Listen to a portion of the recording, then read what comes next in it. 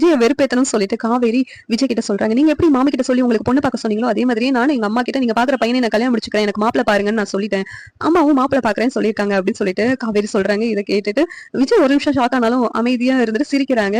என்ன நான் சொன்னது கேட்டு உங்களுக்கு அதிர்ச்சியா இல்லையா அப்படின்னு சொல்லி கேட்கும்போது அதிர்ச்சியா இல்லையே அப்படின்னு சொல்றாங்க. அதை கேட்டு காவேரி நிஜமாதாங்க எங்க வீட்டுல சொல்லி நான் மாப்பிள பார்க்க சொல்லிட்டேன், மாப்பிள வீட்டுக்காரங்களும் வர்றாங்க, அதனாலதான் வீட்டுல பந்தல் ஏற்பாடு எல்லாம் பண்ணி தடப்படலாம் எல்லாமே பண்ணணும், நிச்சயம் பண்ணணும் சொல்லி முடிவு பண்றாங்க அப்படின்னு சொல்லிட்டு காவேரி சொல்றாங்க. இதை கேட்டு விஜய் நீ சொல்றதை என்னால நம்ப முடியாது, உன்னால என்ன தவிர வேற யாரையும் கல்யாணம் இனிமேல் பண்ணவும் முடியாது, ஏத்துக்கவும் முடியாது அப்படின்னு சொல்லிட்டு விஜய் சொல்றாங்க.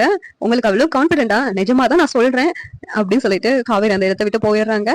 காவேரி சொன்ன மாதிரியே வீட்டுல பந்தல் போடுறாங்க, எல்லா சேர்ஸ் எல்லாம் குமரனும் நிவினும் அரேஞ்ச் பண்ணிக்கிட்டு இருக்காங்க. இதெல்லாம் பார்த்துட்டு விஜய்க்கு ஒரு சந்தேகம், ஐயோ நிஜமாவே காவேரி சொன்ன மாதிரி காவேரி மாப்பிள்ளை பார்க்க தான் யாராவது வராங்களோ அப்படின்னு சொல்லிட்டு விஜய் ஒரு வருத்தத்தோட இருக்கிறாங்க.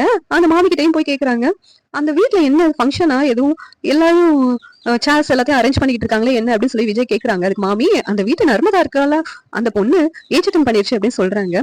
இதை கேட்டுட்டு விஜய் ரொம்ப சந்தோஷப்பட்டுட்டு இருக்கிறாங்க. உடனே அந்த மாமியும் ஆமா அதுல சொந்தக்காரங்க எல்லாம் நிறைய சீர்லாம் செய்வாங்க அப்படின்னு சொல்லிட்டு வர மாமி சொல்றாங்க. ஓ நம்மளும் சீர் செய்ய வேண்டியதான், சீர் செஞ்சு நம்மளோட வாழ்க்கையை சீர் செய்யணும் அப்படின்னு சொல்லிட்டு விஜய் சொல்றாங்க.